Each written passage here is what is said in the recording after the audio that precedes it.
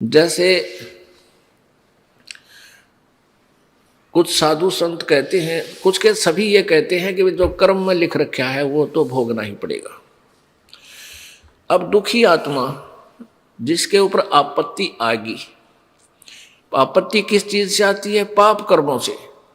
पुण्य से जीव को सुख होता है और पाप से दुख।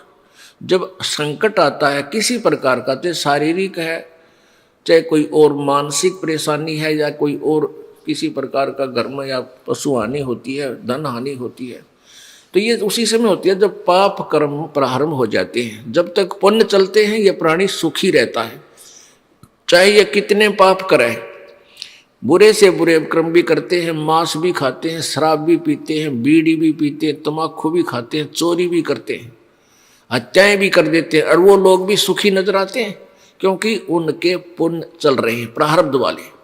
और जिस दिन वो पुण्य समाप्त हो जाएंगे फिर पाप कर्मों का दौर शुरू होगा, और फिर देखना उसकी क्या दुर्गति होगी। किसी की को अंधा हो जाएगा, किसी का कैंसर हो जाएगी, कीड़े पड़ेंगे, टांग टूट जाएगी, एक फिर परिवार में ऐसे ही कई कई हानियां हो जाएंगी। फिर वो रोएगा क्योंकि उसके पुण्य खत्म हो गए। फिर वो चलता है साधु संतों के पास, क्योंकि सबको पता है कि परमात्मा संत रूप में आता है। कबीर परमेश्वर अपनी महिमा आप ही बताते हैं कि पर्वत पर्वत में फिरा कारण अपने राम, राम जैसे संत मिले जिन सारे सब काम।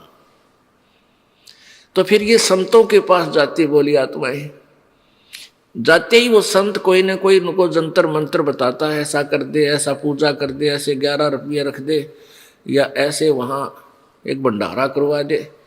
उसके बावजूद भी उनको कोई लाभ नहीं होता है।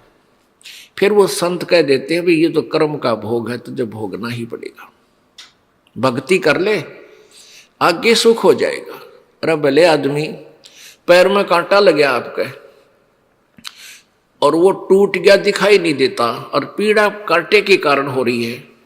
आप जाते हो दूसरे को दिखाते हो कि मेरे पैर में दर्द हो रहा है, उसने देखा साफ करके कि कांटा लग गया है, इस कांटे के कारण पीड़ा है। अब वो व्यक्ति ये कहे कि कांटा तो निकल नहीं सकता, अब जूता पहन ले, आगे कांटा नहीं लगेगा। तो कांटा लगे पैर में जूता पहना नहीं जा सकता, वो तो कांटा निकले फिर वह जूता पहना जा, और फिर वो कभी नहीं निकालेगा उस जूते को कि कहीं फिर कांटा ना लग जाए। ऐसे ही जो दुखी प्राणी है उनके पाप कर्म के कांटे लगे हुए हैं जिनके कारण वो दुखी हैं, और संत नहीं निकाल सकते, उनके पास वो औजार नहीं है। ये कबीर परमेश्वर के पास वो परम शक्ति है कि आपके प्रारब्ध के संकट को भी वो काट सकता है, कर्म पाप कर्म को काट सकते हैं। और यहाँ आने के बाद प्राणी फिर सुखी होते हैं, उनके दुख दूर होते हैं।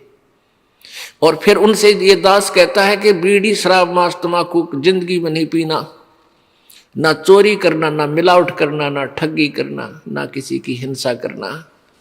तो फिर वो प्राणी बिल्कुल कान पकड़ लेता है, उसको पता है कि मैंने पिछले जुल्म किए थे, आज मेरे साथ क्या क्या हो रहा है, और आगे करूँगा तो मेरे ऊपर वो पहाड़ फिर टूट पड़ेगा वो आपत्तियों का।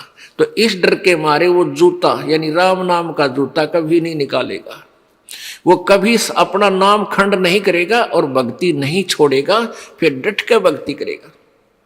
और जिसके कोई संकट निवारण नहीं होए तो वो भक्ति कर ही नहीं सकता, क्योंकि उसकी उस टेंशन बनी रहती है, वह सोई वहीं रहेगी। तो टेंशन मिटेगी परमात्मा की कृपा से, आपके संकट दूर होंगे, घर में सुख होगा, आत्मा प्रसन्न होगी, और फिर यह भक्ति करेगी, परमात्मा प्राप्ति करेगी।